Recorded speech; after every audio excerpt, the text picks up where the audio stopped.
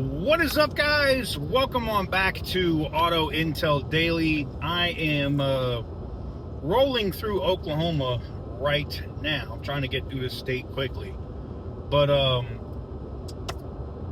want to talk a little bit today about some of the executive orders and rule changes that we could see this week from the Environmental Protection Agency as well as the White House to really kind of standardize our fuel in the United States. And I want to explain why that is so important and what it really means for it to happen. So we'll get into all of that right after this. So yeah, guys, welcome on back to Auto Intel Daily. So this week, starting tomorrow, Monday, should be very busy in terms of things that we're going to see that are going to change. Everything from endangerment findings getting pulled back to standardizing of fuel standards. So right now, you have states like California that are basically setting their own fuel rules, right? And they just passed some legislation so that they could do the E15 scam. I just talked about that. There's videos about that here on the channel.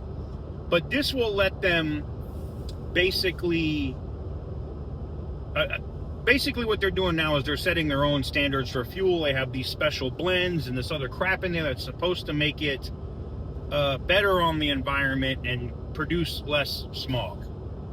Scam.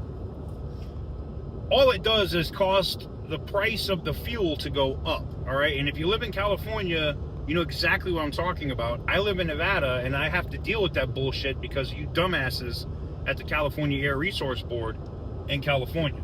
Now, the biggest change will happen is if the EPA sets that, DOT jumps on board with it, and they the federal government sets a standardized fuel standard, it could eliminate overnight E10 gasoline. Now, it's going to take time. It would probably take a good 60 to 90 days for the refineries to go to whatever that single standard is, which will probably be pure gasoline. Doesn't mean that ethanol is going away. They could still offer it as an option, you know, if the refineries want to make it, if there's a demand for it, and if it made gasoline cheaper. But it's not. Like E15, yes, is cheaper than E10 gas, okay? But just having, even if the regular 87, I'll give you an example, 87 octane, regular unleaded, was 5 cents more than the E10 gas, you end up saving more money over a month of buying that gasoline because your vehicle is going to go so much further and get so much better mileage, which, by the way, if you're burning less fuel over time, science says it's better for the environment. That's what these libtards say. So if that's the case, you know, look, if these tree-hugging, swinging from some environmental agencies nuts people are all about, oh, burn less fuel, cool, I want to burn less fuel, I'm all about that. Let's get rid of this ethanol shit in the gasoline. That's not difficult. Let's do it. I'm all for it. Let's make it happen. And that's why if you look at the president's schedule, you'll see multiple things in there in terms of executive orders that are happening. And first thing I think is going to drop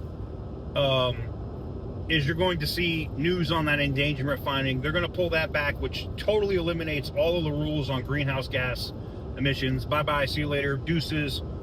And then you're going to see some other rule changes when it comes to the Clean Air Act in terms of mobile sources of emissions, which will exempt vehicles from being tied to the Clean Air Act. I'm telling you, it's going to happen. I haven't been wrong. I've told you that things were going to happen in terms of what was going to get passed, what was going to change, what it could mean. And none of that's changed. It's going to continue to go in a positive manner.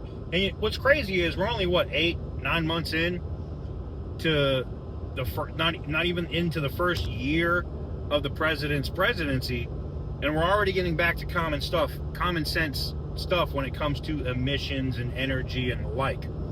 So I think that's going to happen. You're going to see the endangerment finding. You're going to see the standardizing of fuel prices, or not prices, of fuel standards, which will standardize then fuel pricing, because if the only thing that's going to raise the prices on fuel then in California is going to be taxes. And that's going to be the state taxing the shit out of its citizens, you know, breaking your wallet, breaking your back, because they have these dumbass programs and do dumbass things with the money on a regular basis, or lose it, or just outright steal it. I said it. But let me know what you guys think in the comment section down below. What do you think happens first? I think the endangerment finding falls first. Later in the week, we'll see some updates and some executive orders probably come out from the president, which addresses, you know, fuel standards in terms of, you know, E10 or E15 fuels. E85 is not going anywhere. I've seen people like consistently tell me, oh my God, I can't believe you'd want to get rid of E8. Nobody said get rid of E85. Shut up. Nobody said that. Not once did anybody say anything about getting rid of E85. So miss me with that. There's still a place for ethanol in fuels if they're going to make it significantly cheaper. If you want to buy it, have at. I want the option to be able to have straight up gasoline in all 50 states at every gas pump, because I know I'm gonna buy less gas.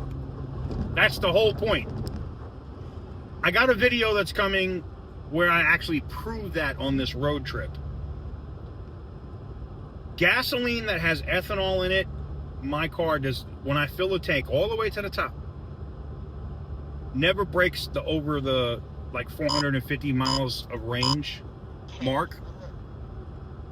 But when I fill up with just straight up gas with no ethanol, it's got like 520 miles over. The car already knows. So I would much rather pay 5 cents more, 10 cents more a gallon for straight up gasoline that doesn't have any of this crap in it and no ethanol. That's just me. But let me know what you guys think in the comment section down below. Give the video a big thumbs up if you like what I do. I did publish a video over on TK's Garage today as well. If you want to go over to the other car channel, go check it out. And we are giving away a Dodge Challenger RT over there as well. So go check that out. But anyways, until next time, thank you guys very much for watching. I truly appreciate it. And as always, stay petty, my friend.